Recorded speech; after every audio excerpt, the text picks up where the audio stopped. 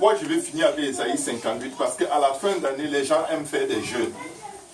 Un jeûne pour finir l'année. On doit faire un dernier jeûne de repentance. On doit être propre. Le problème, c'est que c'est souvent pendant ce jeûne qu'on fait plus d'abominations.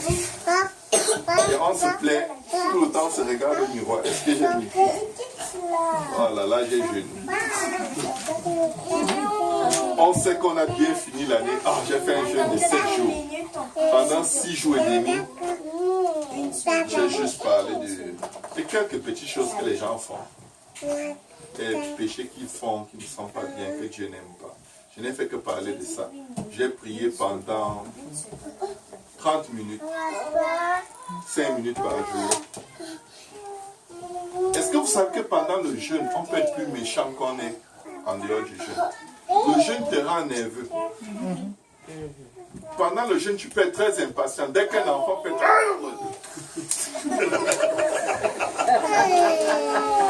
Tu menaces les enfants, on leur sert beaucoup de nourriture, tu dis, oh non, tu manges trop. C'est ta chair qui est en train de dire, avant que je meure, je vais tuer quelqu'un avec moi.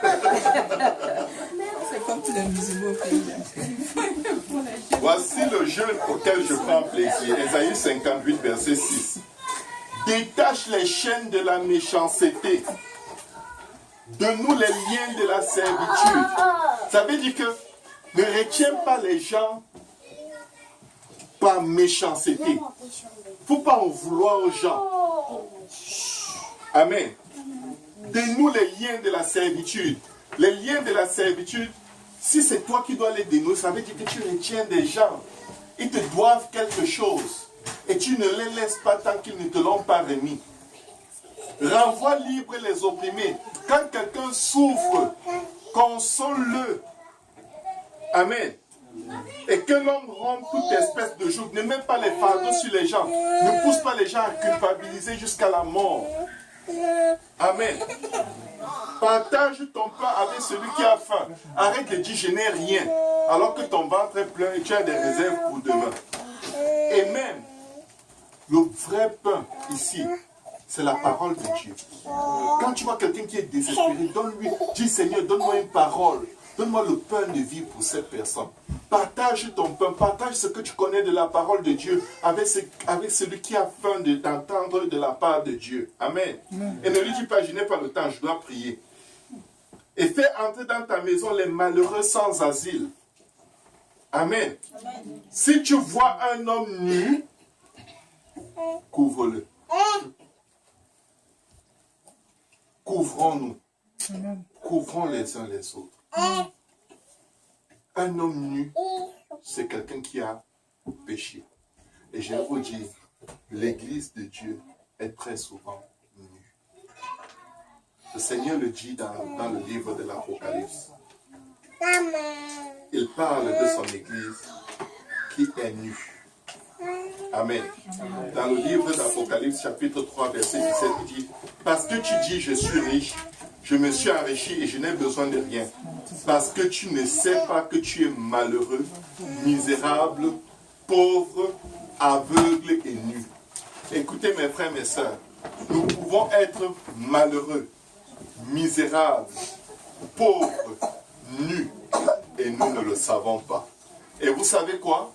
Nous sommes malheureux, misérables, pauvres et nus, parce que quand nous avons vu les frères du Seigneur, malheureux, misérables, pauvres et nus, nous n'avons rien fait pour eux, nous avons fait tout contre eux. Et on se retrouve aussi malheureux, misérables, pauvres et nus.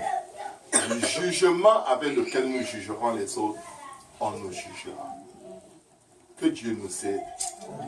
Que Dieu nous aide. Que Dieu nous aide. Nous avons besoin d'aide. L'heure est grave. Que Dieu nous aide. Le Seigneur revient bientôt, ou certains d'entre nous vont bientôt aller le rejoindre. Ça peut être moi, ça peut être n'importe lequel d'entre nous. Ça peut même être nos enfants. Parce que ce n'est pas nous qui décidons du nombre de jours de nos vies. C'est Dieu. Le nombre est déjà décidé avant que nous ne naissions. Quand tu es agréable à Dieu, il prolonge les jours de ta vie. Quand tu es désagréable, il fait le raccourci pour que tu arrêtes de torturer son église. pour que tu arrêtes de détruire les chrétiens et détruire le monde qui a besoin de Jésus et tu leur donnes Satan. Nous ne voulons pas servir le diable. Nous voulons vivre des jours heureux et faire ce qui est agréable à notre Dieu. Est-ce que quelqu'un a des questions? Oui, merci. Pourquoi raccourcir la vie? Oui. Si Dieu Dieu raccourcit la vie de ceux qui le non, savent. si Dieu il a, pour notre vie, il a comme un temps pour nous appeler. Oui. Et si on tue, il rallonge. Oui. Je te propose quelque chose. Je vais t'aider à voir ça. Parce que c'est dans la Bible ce que je te dis. Je vais te montrer. Quand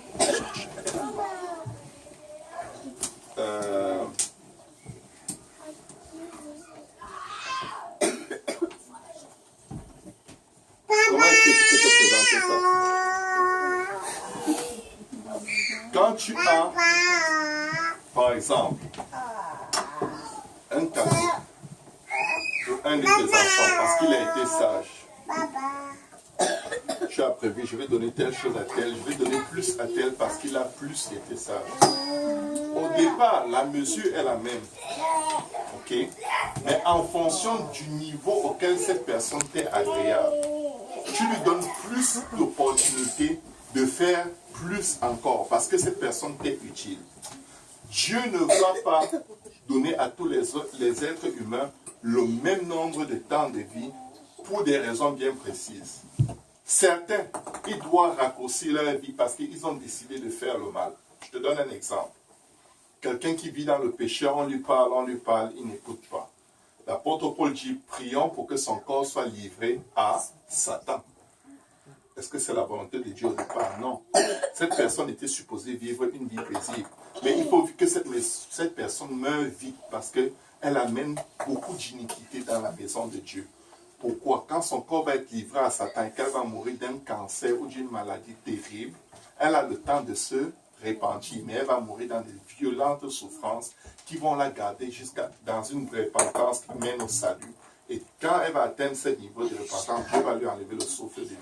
C'est pourquoi ce n'est pas la volonté de Dieu forcément que tous les malades guérissent là. La maladie est le salut pour certains. Oui. De même, quand quelqu'un pratique la justice, Dieu avait donné un nombre de jours à Tabitha dans la Bible. Le jour de sa mort est arrivé, elle est morte. Les gens ont dit non, non, non, Seigneur, pas comme ça. Ils sont allés appeler Pierre. Pierre, cette femme travaillait beaucoup pour nous. Elle cousait des vêtements. Elle faisait ceci, elle faisait ça. Pierre a dit, ok, je vais prier. Il est venu dire, là voici, qu'elle continue ce qu'elle avait commencé. Hey, elle n'était pas morte en dehors du temps de Dieu. Le prophète Élisée est mort de maladie. Ce n'est pas parce qu'elle était malade que ce n'était pas de Dieu. Amen. Dans la Bible, le roi Ézéchiel, il devait mourir. Quand il est entré dans une prière de désespoir total, Dieu a dit, bon, 15 ans de plus. Est-ce qu'il mourrait en dehors du temps de Dieu? Non, c'était le temps de Dieu. Le temps de Dieu, c'est le meilleur moment pourvu que tu sois dans la repentance. Amen. Il y a aussi des mauvais gens, des très mauvais à qui Dieu prolonge le temps. Parce qu'il sait que leur sort va être tellement mauvais en enfer. Vous savez qu'en enfer, les souffrances ne sont pas la même chose. Tout le monde souffre à l'extrême. Mais il y en a. C'est l'extrême de l'extrême. La Bible est claire. Il y a des différences. De même, certains gens, leur souffrance va être tellement forte que Dieu leur rallonge encore la vie. Parce que sa miséricorde dit que non. Lui qui va souffrir, ça va me faire trop souffrir. Parce qu'il a atteint le fond du fond de l'enfer. Peut-être même Satan et lui vont se discuter la dernière des dernières places là-bas. Et vous allez voir, il y a beaucoup de gens extrêmement méchants qui vivent longtemps. Parce que Dieu veut prouver au ciel et à la terre. J'ai tout fait. Je leur ai donné le privilège que peu de gens ont sur la face de la terre. Une longue vie. Une très longue longue vie. Et à tout moment, ils pouvaient venir, ils ont refusé. Que ce soit le seul paradis qu'ils aient connu. Maintenant, l'enfer commence pour l'éternité. Amen. Dieu peut raccourcir ta vie. Dieu peut prolonger ta vie selon ce que tu faisais. Si tu marches dans la justice et que par malice, tu te détournes des voies de la justice pour aller commettre l'iniquité, Dieu peut te parler, tout faire pour te freiner. Si en route tu ne t'arrêtes pas, il envoie la mort te chercher pour que tu n'arrives pas à destination. Certains gens sont morts en allant calomnier. Certains gens sont morts en allant se mêler des choses qui ne leur regardent pas. Parce que Dieu a vu que s'il les laisse se mêler, il va devoir les condamner éternellement. Et une voiture te ramasse. Bra! Tu dis, Seigneur Jésus, pitié. Le souffle, bye bye. Tu es au ciel. On va dire, oh, Satan a encore frappé, le diable, oh, Satan le détestait. Il travaillait tellement pour Dieu, il était puissant, élégant. Alors que Dieu vient de sauver un ouvrier d'iniquité. Oui. Si quelqu'un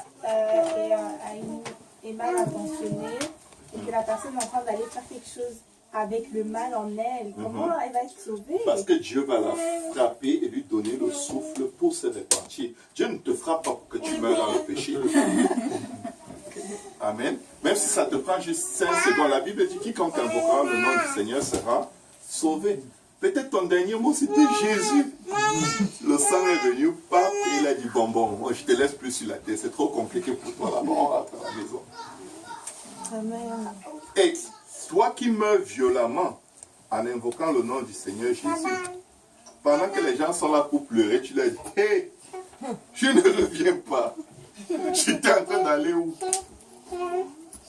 Dieu peut te forcer vers le salut comme il a forcé Jonas de prêcher à Ninive. Tu peux continuer de faire ce que tu veux dans le secret. Il va te forcer parce qu'il tient tellement à toi. Écoutez, quand une brebis n'écoute pas le berger, malgré tout ce que le berger fait pour la mettre en lieu sûr, vous savez ce qu'il fait? Il casse une patte. Parce que maintenant elle est boiteuse et elle cherche à rester près du troupeau. Mais certaines brebis, malgré le fait qu'elles soient boiteuses, s'éloignent toujours pour continuer de faire le mal. Vous savez ce qu'il fait? Puisque le loup va finir par les manger, il dit bon, je vais inviter des amis, on a un repas dimanche. Devine quelle est la brebis qui doit égorger. Celle qui va finir chez le loup. Il la prend, il l'égorge, il la mange. Au moins elle a fini au bon endroit. Parce que finir entre les mains d'un loup, tu ne peux même pas récupérer la chair. Dieu ne perd pas son investissement. Je vous dis mes frères, mes soeurs, ce que Dieu a investi en nous, il va venir chercher. Il va venir chercher. Même s'il reste les miettes, il va venir chercher. Dieu n'est pas stérile. Il y a beaucoup de gens qui meurent de façon tragique. On pleure alors qu'on devrait se taire. Vous savez, les enfants d'Aaron sont venus dans le tabernacle avec un feu étranger.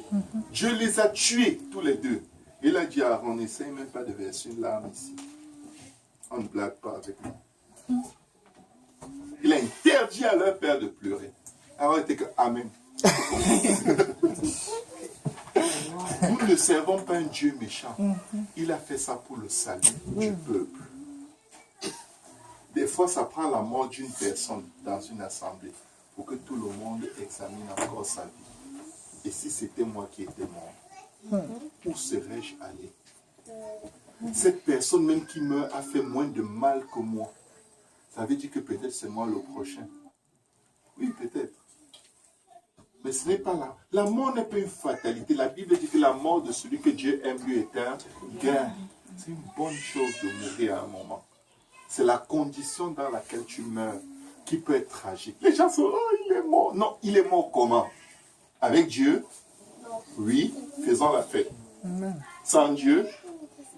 Well, roulons-nous par terre. Il y a de quoi. Mais ça ne peut pas faire. Il y a de quoi parce qu'on pense à nous-mêmes. Peut-être c'est ce qui nous attend aussi. Mourir sans Dieu, c'est vraiment trop bête. C'est vraiment trop bête. Mais ça se fait tous les jours, un peu. Un petit péché, un autre petit, une petite mauvaise pensée, une autre petite. Et à la fin, on n'est plus avec Dieu et on ne sait pas. Si on peut tous se lever, on va prier. Je m'excuse d'avoir été très lent, mais je sais que c'était la parole de Dieu pour nous aujourd'hui. Couvre ton frère, couvre ta soeur. Il faut s'écrire ça sur une feuille et coller dans nos maisons, coller sur nos bureaux, coller partout. Couvre tes collègues de travail, même s'ils ne sont pas chrétiens. Quand on parle de tais-toi, dis non. Montre que tu es un artisan de paix. Saisis les opportunités où on veut calomnier quelqu'un pour produire les fruits de Jésus. Pour faire la paix, pour dire non, pardonne. Parce que tu ne sais pas quel esprit s'est caché pour que tu l'accuses. Nous aussi, nous sommes tous pécheurs. Mais je vais vous dire, quand vous marchez dans la sainteté pendant un certain temps, et vous avez l'impression que quand vous venez confesser les péchés à Dieu, il n'y a rien à confesser. Là, c'est facile de fouetter les gens. Amen. Le plus grand calomniateur au milieu de nous a besoin d'être couvert. Il n'a pas besoin qu'on s'asseye pour dire comment il est un calomniateur. Il a besoin qu'on s'asseye pour dire prions, parce que l'ennemi veut se glorifier avec les frères et les sœurs du Seigneur. C'est ça, les artisans de paix.